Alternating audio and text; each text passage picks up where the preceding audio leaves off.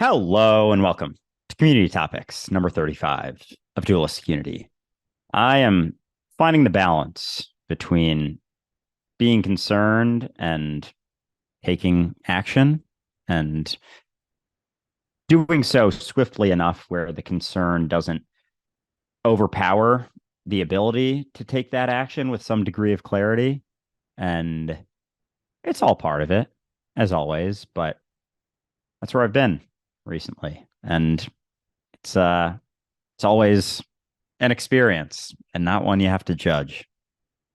And I think one of the things that I really enjoy about aging, quote unquote, is how many experiences go with the process of aging and how many of those experiences point towards something that, if you're paying attention to it, really makes you wonder and makes you think that perhaps all of your assumptions about reality might be wrong. And so I wanted to start this with a bit of a story.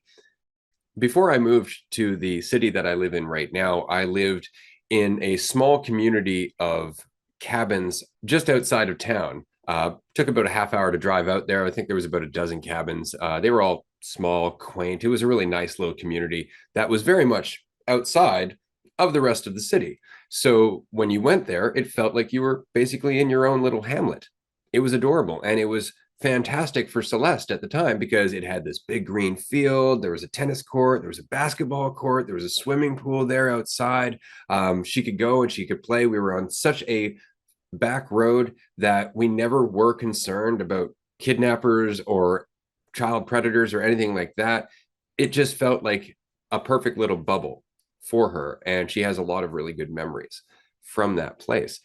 But when we decided we had to move, for various different reasons that I've talked about before, we had to pack up. And as we were packing up and getting ready to move to the city that I'm in right now, my daughter had expressed that she was wondering what her life would be like later on when she looked back to the time that we had in this house. And she was expressing, I wonder what it's going to be like when I'm in my 20s, thinking back to this place. I wonder if it'll still be here. I wonder what it would be like to come back here and see it again. And I thought that was a great thought. I was like, wow, look at that, big picture kind of stuff. And at the time, I think she was about 12 years old. And I want to make the point that we were quite literally just in the last 6 hours of packing up this house when this conversation happened. So almost everything was in the moving truck, except some last furniture. About 10 minutes after this conversation, there's a knock on our door. And remember, I live out on a back road. Nobody goes out there. Anytime I've even invited friends over, they've gotten lost finding my place. And so I go, I open the door, and there's this young man. He's probably about 25, maybe 30, standing there with his girlfriend, obviously. And he's like, hi, I used to live here about 20 years ago. And I wanted to show my girlfriend where I had a lot of my childhood memories because this place meant a lot to me as I grew up. Do you mind if I come in? And this was within 10 minutes of that conversation. The seamlessness of it was eerie and awe inspiring. And to this day, I find it just fascinating because it just happened. And the only thing that made it any different was the fact that I was listening to what my daughter said and paying attention to what happened next. And they were tied together, obviously. And how often is that happening? And on that note, today's community topic is synchronicities. Damn, hot start. I like it. I was going to ask how old Celeste was when she asked, because initially the first part of that story, I'm like, damn, that's a pretty deep question for a 12-year-old to be asking, thinking like that, and already being aware of that. And then obviously for that to happen, it's like in a certain mentality that would be like, oh my God, that's crazy. That really, like, no way, no way. It's like, yeah, I could see it. I could absolutely see it. And it's not like we so quickly like to think, oh, what is it? What does it mean? Let's explore this. But when you recognize that it is one mind expressed infinitely, like that interaction, there is a connectivity to the mind of the dude who happened to decide to, come back to his old house, and Celeste's thought and question. Like like that's a deep ass question to be asked by a 12-year-old. And just that expression, like there was a connection there. Like they were probably halfway to the house as she expressed it. And it makes sense, especially as a child, like 12, you're still not super lost in your ego. So you're sensitive to reality. And when you are, there isn't the concern, who knows if you're 15 and a thought like that arises, you might have any sort of crazy thought for like, oh, I don't know, that's a weird question. Like, even though it's obviously not, who knows? We judge ourselves all the time, and it could have hindered that question from arising. And so with children, it's very interesting how attuned to that they are, because there isn't so much narrative involved. And that actually, I did not think of this before, but this story reminds me of a story of my brother when he was super young. And basically, I don't have to spend too long explaining it, but we had a neighbor who passed away, and no one really knew that they passed away. And like, until we were able to backtrack into it. And when my brother was, I think he was like 3 or 4, like he was able to talk, but barely. Um, he told my mom above our neighbor's house, I think he said he saw Jesus, or I see a guy with a beard, something. And, we grew up Catholic. So I'm sure at that point he had seen Jesus and had some sort of imagery of him. And it was like at the moment that our neighbor had passed away. And so, of course, as parents who are trying to figure out like, oh my God, what does this mean about, is he a, and so my mom's searching up like, how the fuck does my kid know that this person died? Like, what is going on here? And there's all this stuff about like, oh, like a Christ child, or I don't know the terms exactly, but similar to Celeste having that recognition when she has the thought and she's willing to express it because there isn't that concern. It's like, you don't think as a 4-year-old, oh, this is gonna sound crazy if I say that I see this, because you're so attuned to reality. You see things differently. Colors are brighter. You're basically tripping when you're a child because you're so relaxed and so everything's so new all the time. And so it's interesting how much can be in sync, how obvious it can be when you're not so caught up in the narrative, basically, in the concern for whatever arises means about you. And so you're just kind of authentically expressing reality, and that reality isn't divided. And so, of course, those things happen. Oh, that's well said. So I think the biggest problem I have with this conversation about synchronicity is that it's often considered to be spiritual, that somehow the experience of synchronicity is the result of you achieving some heightened state of awareness. And I always find it very interesting that it's the opposite, that synchronicity is in fact always happening. You're not achieving it, but you are getting out of the way enough to see it. Because when you're looking for it, you're cherry picking, confirmation bias. You'll be thinking about something, you'll see 111 and deliberately go, oh, it's a sign. No, they're numbers. Synchronicity itself feels very different. It's not driven in the same way where you're looking for it. It's one of those things that happens when you are suddenly aware of what you're doing at that moment in a state of clarity and how everything seems appropriate to what you're doing. It's not just about seeing 3 or 4 numbers that line up. That is definitely an oversimplified version of what synchronicity feels like. And this is why you have people looking for sacred numbers and selling Tibetan singing bowls for $444 and all this fun stuff, because it's marketable at the end of the day, and it simplifies the entire process of aligning with and recognizing synchronicity. because what we're talking about is actually really quite nuanced. It's not just about seeing certain numbers. It's not just about running into people and having a certain conversation. It's about recognizing that everything that you're doing is a part of the flow. Everything that you're thinking, everything you're interpreting, everything you're feeling is a part of some collective process that is happening all the time.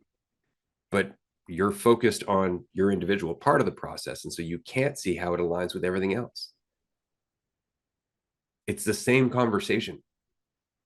Our ego creates an illusion that we live within and respond to, not recognizing that regardless of the illusion that we are in and responding to, we're still doing the actions that are required of us by the whole.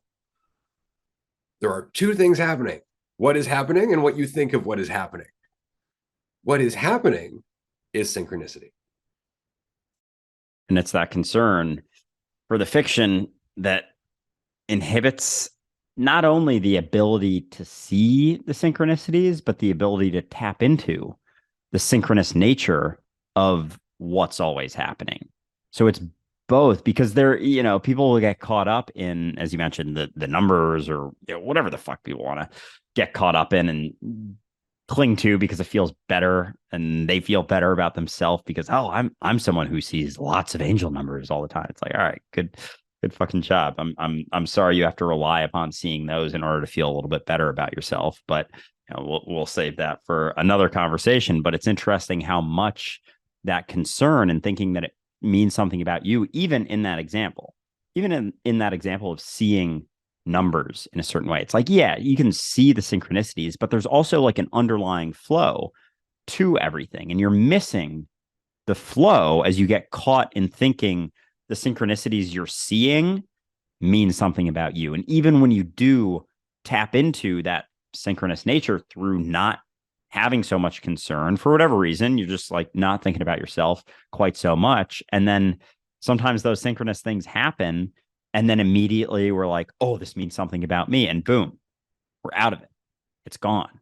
It's not it anymore. And as opposed to, if you don't have that concern, if you recognize the synchronicities without the concern for expressing how many synchronicities you see because it means something about you, you can remain in that flow. It's like a doorway, the initial recognition, and depending how much you attach to that, how much you cling to it, how much you think it means about you, how much value you think you derive from it, either the door closes or you're able to walk through it. And then it's just a line of, oh, everything's synchronous, because you're not what you think. You're not divided from reality. So of course, everything is synchronous at its baseline.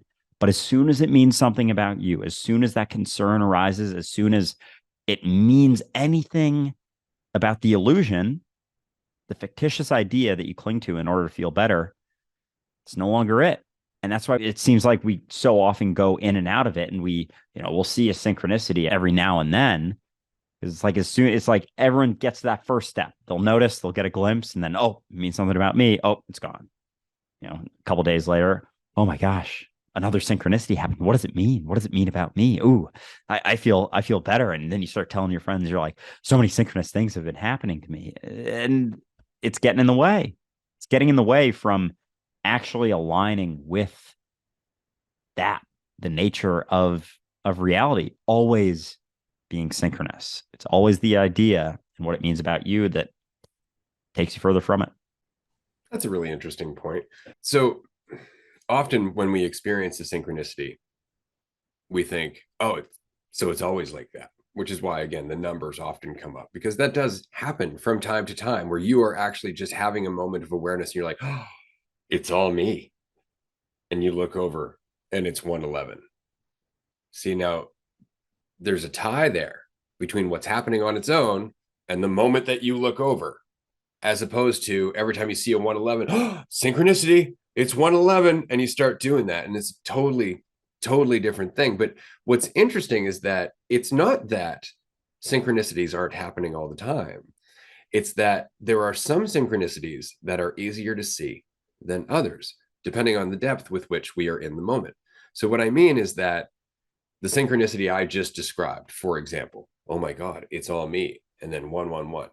That's an easy one, right? Like if this were a crossword puzzle, that would be a 3 letter word that starts with B and ends with D or something like that. Like it'd be pretty simple to figure out. You're like, aha, a synchronicity. But that's because of your current perception of the world. That makes sense to you. That one's an easy one. But in order for you to see other synchronicities, you have to go deeper into the mentality that you were just touching, which means to go deeper into the present and out of the narrative. And as we've discussed before, in that state, everything starts to change. Symbolism becomes far more obvious, and the synchronicities continue at that point. Except now it's not just, oh, everything's me. Oh, look, 111. Now it's, oh, wow, everything's a reflection of my duality. And there's night and day and hot and cold and male and female and all of these things that are all symbolic of all of this duality. And so you have to sink deeper into it to see more of the symbolism, which is always synchronous to what you are. It's a different way of experiencing synchronicity that has nothing to do with our typical egotistical way of looking for synchronicity. Because we're looking for something our ego can understand. But synchronicity itself is outside the ego.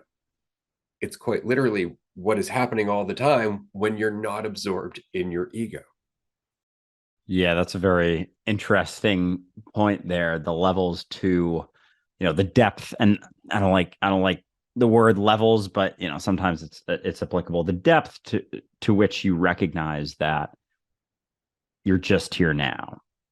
And I say just tongue in cheek because there's a lot. There's a lot to here and now. And where that goes is the depth to which you see the synchronicities. And it's like each time it's almost and like the iceberg analogy, like that initial one, oh, you saw 1111 like 3 days in a row. It's like that's that tip of the iceberg.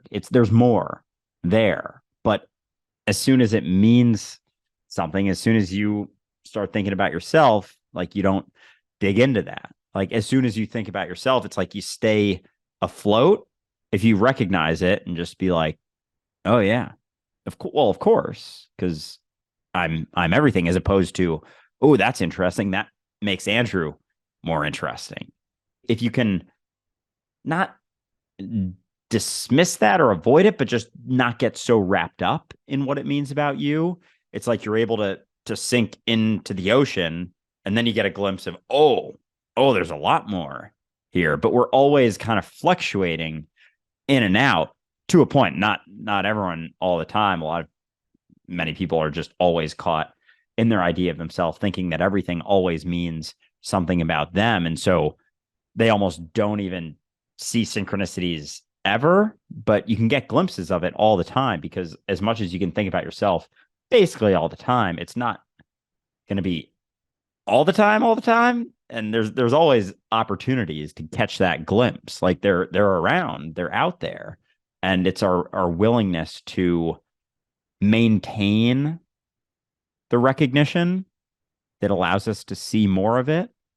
But can be very quick. And I know from just like the last couple weeks, feeling in and out of it, feeling in and out of being everything. And then it's like such a snap of the finger feeling as soon as there's something that's being said, or something I'm saying, or something that's being said to me. As soon as it means anything about Andrew, that's it. It's like you immediately float to the surface, and then all of that, because all you are is this now. All you are is this limited idea, this divided perspective from all of the rest of reality. You're just a little me. And with that goes the insights that are available when that drops. Like the depth of your insights are very much relative to how much you recognize that you are. And the more you recognize that you are, the more you recognize how much is synchronous. It's almost like in our body, everything's obviously synchronous, like our heart's beating, our blood's flowing, our lungs are breathing. It's like, yeah, that's obvious. Like, oh my God, everything's working so perfectly inside of my body. And that's from the perspective of you. Like, that's very obvious. You recognize you, the reality of you, it's just the same. It's like recognizing how synchronous the insides of your body and everything works so well. Like, oh my God, I just had a meal and it got digested in due time and now I'm taking a shit. Holy shit, the synchronicities. It's incredible. No different than all of the quote unquote external synchronicities because there is no external. It's obvious in a limited idea of yourself that the internal of, the body, of course it's synchronous. It has to be, or else you would die in a few minutes.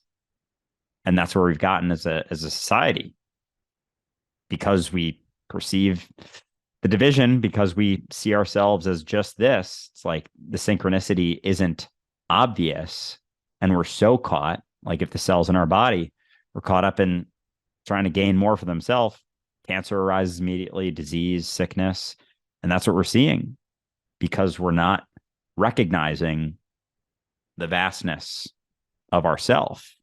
It limits our ability to recognize the synchronicities that would be obvious if we could recognize that it's all you. It's funny because I'm immediately reminded of children learning their first sensory motor skills because they're not very good at it.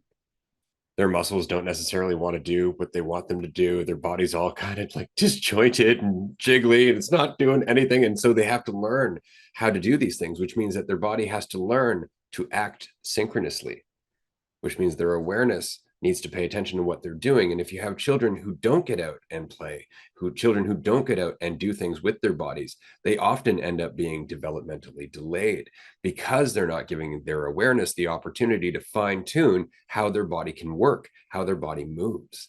And so here we are identifying individually all part of this giant body, and we're not giving ourselves the opportunity to have the awareness to synchronize our movements, because that's really all that's missing is the awareness.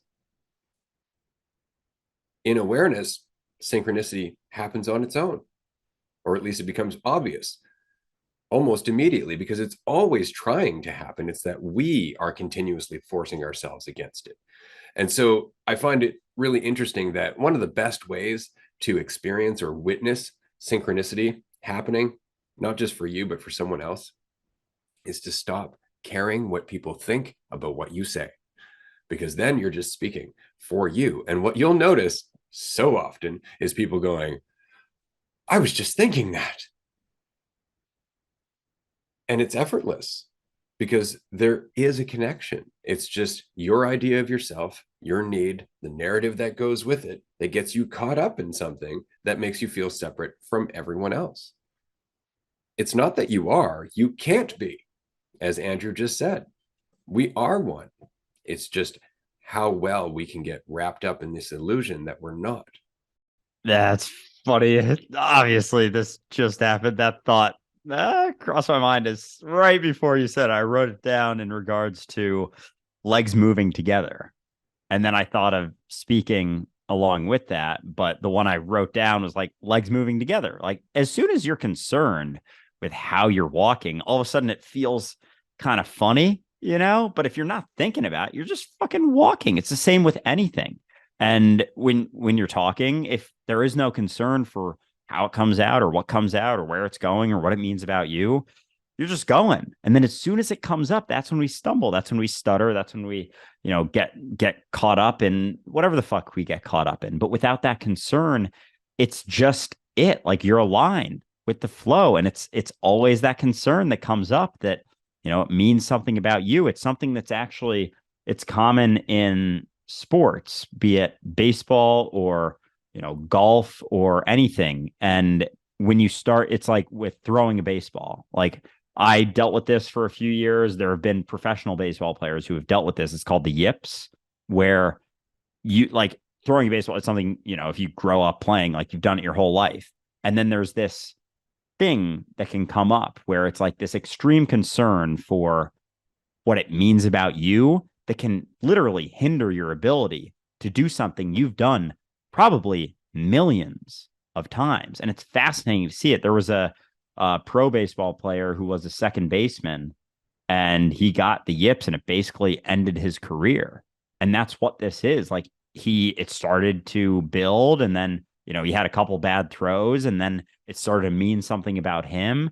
And all of a sudden, it's a spiral. It's a deep, dark pit where you can't get out of it by thinking about yourself or trying to build yourself up, because it's the idea that it means something about you that got you lost in it in the first place. And without that, like you're throwing perfectly. And when I was younger, I remember dealt with it a little bit when I was pitching, when I was like 13, 14, 15. And I was just talking to my dad about it, and he was like, just throw it as hard as you can. Just get up there and just throw it as hard as you can. Don't try and aim it. Don't think about where it's going. And then all of a sudden I was like, all right, fuck it. I'm done thinking about where it's going to go. And I started being able to throw it wherever I wanted. And then as that was let go of, as that concern and like the attempt to aim it in a certain direction was dropped, then it was just I was back to doing the thing that I've done since I was 4 years old, and I was able to throw super well. And it's fascinating. And golfers deal with this with like short putts. There's the yips can come into that, where it's like it's no different, but it's almost like there's the concern on top of, oh, this is a really easy shot. Oh, if I miss this, that means that's going to be super embarrassing. And then all of that bubbles up to where you're standing there and like your hands shaking, and you can no longer even just putt it normally because there's so much concern about you. So there's so many situations that we go through where, whether it's speaking or fucking walking or throwing or whatever, that if it means something about you, it's not going to be aligned with the flow of reality. There is going to be an unnecessary amount of difficulty that goes along with it. And as soon as that idea drops, as soon as the concern is let go of, like the body goes back to doing its thing and acting synchronously aligned with the flow of reality. But it's that concern that always gets in the way. Absolutely, because I want to know how. I want reassurance that everything is synchronous, because I'm not actually experiencing the unity that we're always talking about, which isn't unity with everything. It's unity with your awareness as everything. And so it changes that perspective again all the time. It's just how we're looking at it. And as long as it's something to be attained, it gets farther and farther away. As long as it's something that means something about you, it gets farther and farther away. It's funny, you were mentioning that about the yips, and I immediately thought about writer's block. Writer's block is very much the same thing. All of a sudden, the ending of the story or the story itself means something about you. It's got to be perfect. Got to get the right sentence, got to get the right line, the right wording, and nothing comes out. And yet, if you just sat down, started talking and writing, like just literally writing like you would talk, more and more ideas start to come out. All of a sudden, they start to get refined. And before you know it, it becomes a totally different thing. And that's how art is developed. Art is developed through time and attention on what you're doing. But as soon as you're trying to get somewhere, it stops being art. And so it's so very interesting when we're talking about synchronicity that what we're really just talking about is freedom. It's the same thing. Isn't it interesting how we create these concepts like synchronicity, like it's something that's otherworldly, when in fact it's the same insight we've been talking about this entire time, which is that nothing is divided. It's not that things are synchronous, things are one. They couldn't not be synchronous. It's just our mentality that doesn't have to be synchronous. We don't have to be aware of the part we're playing. We can create a fiction and wrap ourselves up in it. It doesn't stop us from playing the part, but it does stop us from appreciating the part. And those recognitions, the flow, like we even have to come up with a term for it, flow state. We talk about it as if it's not a natural tendency, like as if it's not just what's always happening. Talk about it like that's the, as you said, that's the otherworldly thing. That's the, oh my God, I was in flow state for so long. It's like, oh, you just, so you weren't thinking about yourself for a little while. And then you realized you were in flow state and you're like, I'm in flow state. And then you're not.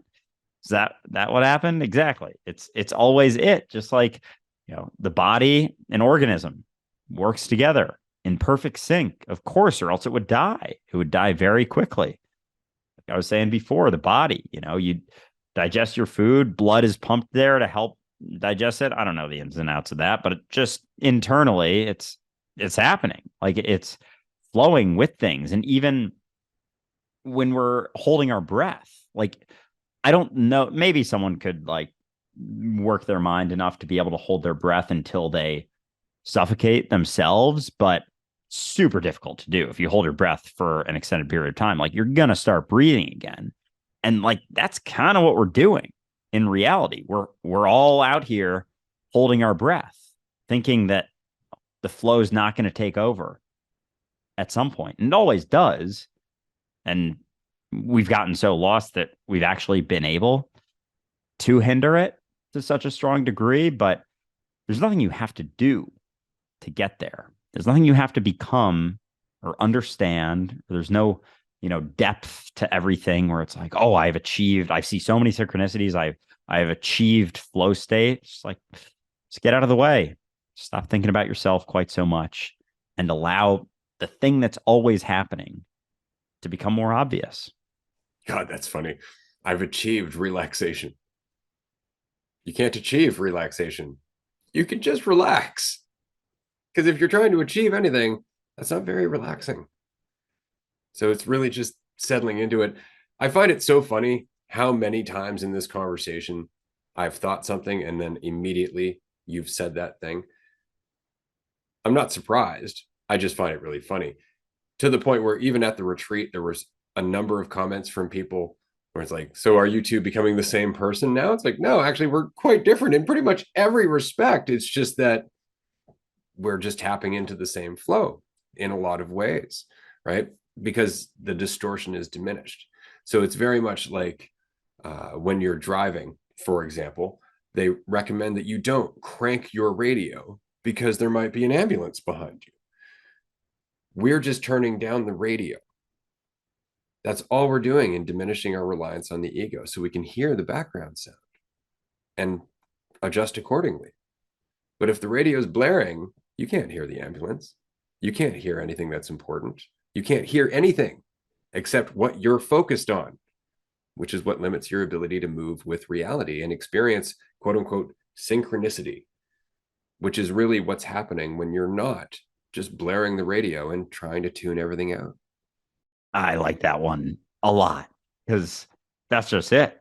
When you're not so caught up in yourself, like that, the mind, when you have a noisy mind, you're thinking about yourself. Like it's not, you're not concerned about everything else, even if it's, your family or whatever. It's rooted in you. And as that gets, quiets down, the volume gets turned down. Like it's not that Ray and I are becoming the same person. We're tapping into the flow that all of us are. And so anytime you're in close proximity to anyone who's got their radio turned down a bit, you're all hearing the same beat. You're all moving to the same music that's always been playing in the background. You've just been so focused on the volume of your radio or your car or the music that's playing there and what it means about you that you can't hear it. It's always there. It's always there. And I think that's why at the retreat, there were so many instances where there would be silence and then someone would say something and there'd be one or two people would be like, oh shit, I just had that same thought. Didn't have anything to do with anything that was being said at the time before or what's happening in front of us. Just like, oh shit. And it happened plenty of times where it's like, yeah, this isn't just, a coincidence. Of course it's not. Because we're so fixated on an illusion that we can't see the reality of it. It's being proven more and more all the time. It's right in front of us. We're always there. It's just the concern for what any of the experience means about us or where we're going or saying or what we're doing that takes us out of it. And that's why it seems like such a novel experience because we're just so caught up in ourselves. Very much to the point where we don't recognize that we're a part of collective growth as well as individual. And immediately throughout all of this, as we're talking about how everything is synchronous and it's all just part of the flow and everything else, I can hear the argument that, well, why is everything so fucked up then? Wars, rapists, kidnappers, human trafficking, all this stuff. what about all that?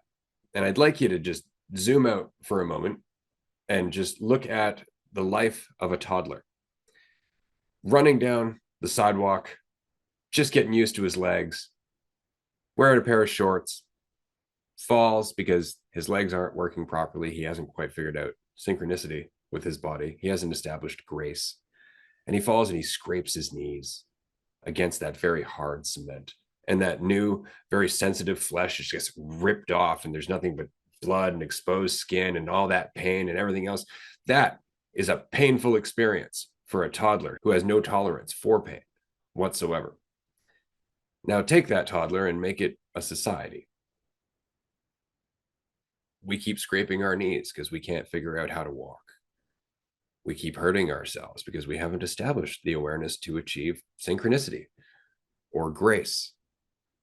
That's all this is. It's just, it looks so terrible because we're looking at it from the perspective of an individual cell. And any individual cell that gets destroyed on that child's knee would look at it the same way, but the body continues and it learns from the experience.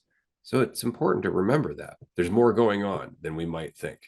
We just get really caught up in seeing ourselves as a very small part when we are in fact the whole, and we need to adjust our perspectives accordingly. These periods of trouble in our society are also periods of growth. And in the same way that growing pains suck, but are necessary, these are our collective growing pains. It's very different than what we would experience as an individual within this body. So you have to look at it that way. Yeah, just because we've invested in a mentality for a very long time and are seeing repercussions to that mentality doesn't mean that we need to focus on all of the repercussions when we recognize where they're coming from. You know, toddler was running a little too fast. Slow down a bit. Look around. Be where you're at. Let go of the idea that you need to become anything. And as all of that shifts, all of a sudden, you know, that wound doesn't keep getting opening up. That wound doesn't keep getting opened up. But that's what we keep doing.